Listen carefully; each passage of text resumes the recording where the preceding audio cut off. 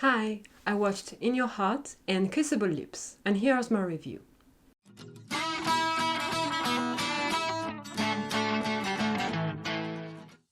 In Your Heart tells the story of Cheng-yi and Lin Zeming, two childhood friends who one day start to see or realize that their feelings for each other are changing.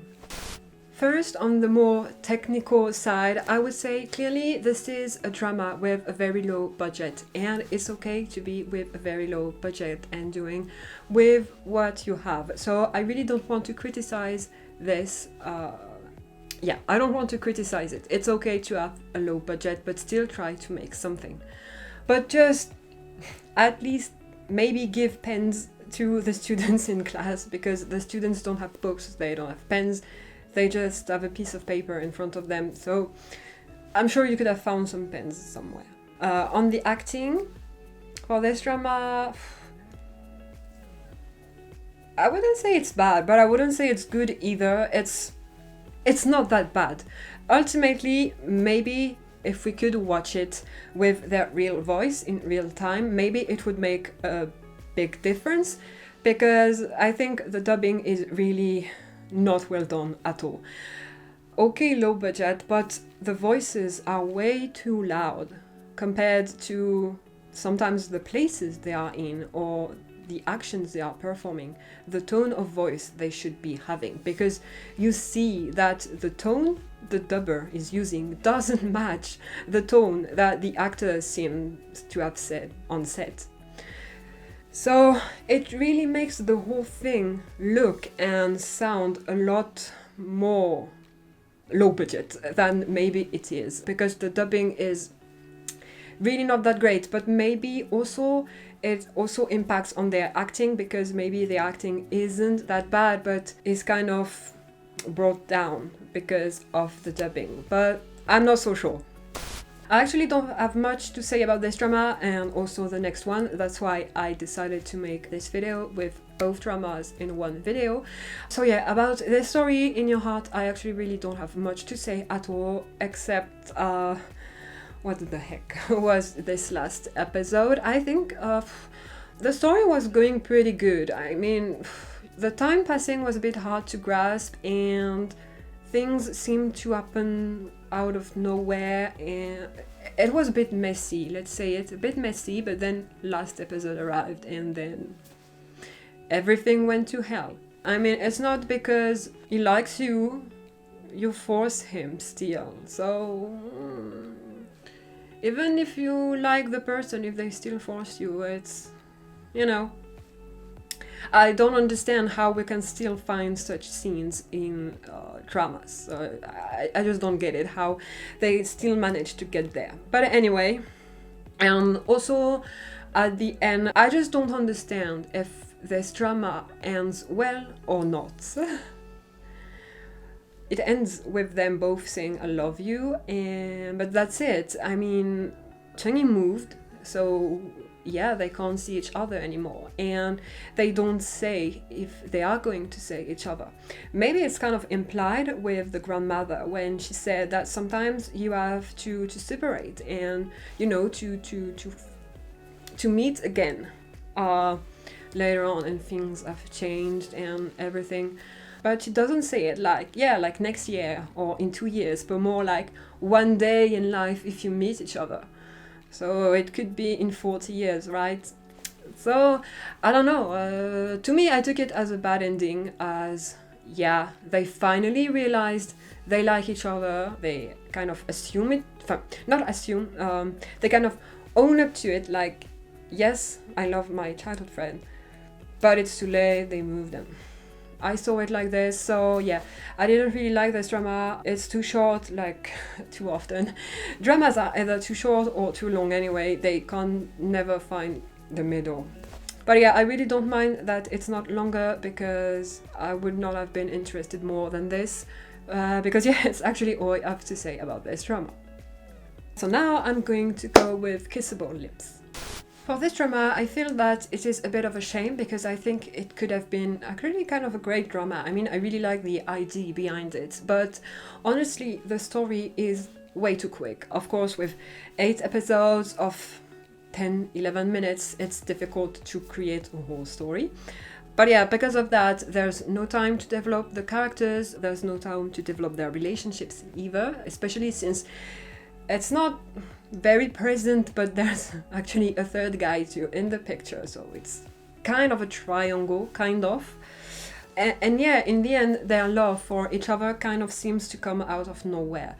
Not really for Mignon, actually, because you kind of see him eyeing Juno first and kind of being shy around him, and you know, you can sense that he is kind of attracted to him. But for Juno, it really comes out of nowhere that he starts liking him. And there's no real moment where you realize it's. You have to wait until they say it to us viewers to know that he's really indeed very, very in love with him. But otherwise it doesn't show. So it's a bit weird. But I don't think it comes actually from the actor side. The acting was nothing too great, but it was nothing too bad either. I think there's room for improvement, that's for sure, but it was still decent and a little mention. But I want to say that I think it's the first time I see such a good kiss scene in a Korean BL, and I have nothing to say about that. It was really nice. Honestly, the chemistry between the lead is actually pretty good. But it's weird because at the same time it's way too quick and it kind of falls out of nowhere, like I just said. But when they do have interactions together, it just feels so nice. I think you can feel the potential their chemistry and relationship could have with a standard drama, or at least a longer drama than this. Also, something else is the OST is actually really nice too. I guess Kdrama just rarely disappoints with their OSTs. I barely watch any K-drama these days because they just don't fit my taste, but when I do, man, the OST is always winning. So it's a good thing. Even if in these small drama with these tiny budgets, you would think that the OST wouldn't be good or wouldn't be up to match, for example, with big dramas. But they are, honestly. However, on the story, I have, I think, two little things that kind of I couldn't understand, so it was taking me out of the story because there's no explanation. First is for the second vampire we see in the story. Why does he have red eyes? Because at the beginning they say that vampires have blue eyes. I don't think they specified it was for him only. But why does he have red eyes? Because he's a bad guy? I don't know. I just feel like he should have had blue eyes too. So it's a detail, but it's still a question you ask yourself when you're certain that everyone has blue eyes. Why does this guy have different eyes? It's a legit question in my opinion. And second thing is about the ending and everything to do about this and how it makes it dumb in my opinion. They say he has to drink blood from a pure blood and he has to drink this certain amount. He can't drink not enough and he can't drink too much, and so there's a risk for the person he drinks blood from. But it's only that. They don't say what you can do and what you can't do. The only thing you can't do is you can't drink them dry out of their blood. That okay, fine, but then couldn't he drink blood from him from a perfusion? Throughout the drama we get to know that this lady, I think she's the director of the school, she's been drawing blood from herself, apparently to give him blood. It doesn't seem to know about it, but she does it and they clearly show us. So couldn't she say, hey, we can take a bit of blood from him, enough for what you need, and this way it's completely safe. And you become human and you live. In today's age, there are different ways to get blood from the body without actually biting someone. So it makes the whole ending really dumb because you think like, did you not even try to find a solution or something? there's this whole scene that actually I found it very emotional. I felt emotional watching it when he is dying and is about to disappear, and you know, they are crying and everything. So sure, the scene is emotional and actually pretty well acted too. But again, I was in front of him. I was not convinced. I could not believe it because I thought, but this is stupid. And the fact that he never finds this ring at the end, I'm like, why?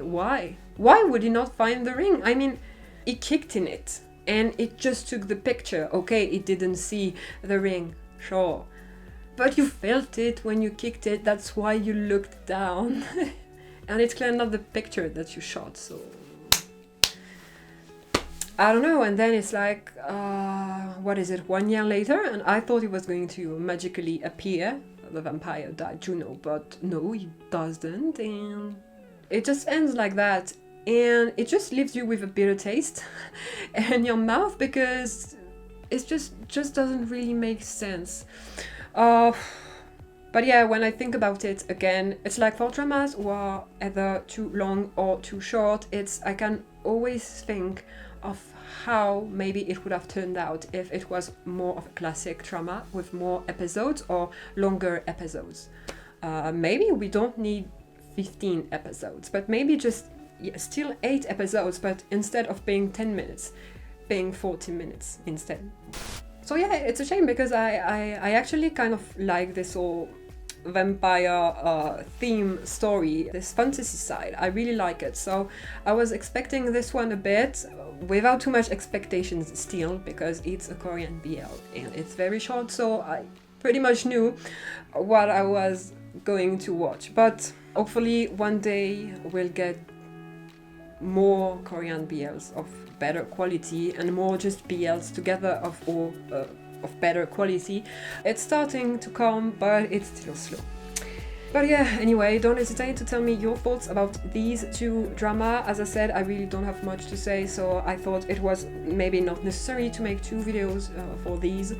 So here we are with these 2 dramas that I would actually not necessarily recommend, but I would not strongly advise you against either. It's up to you.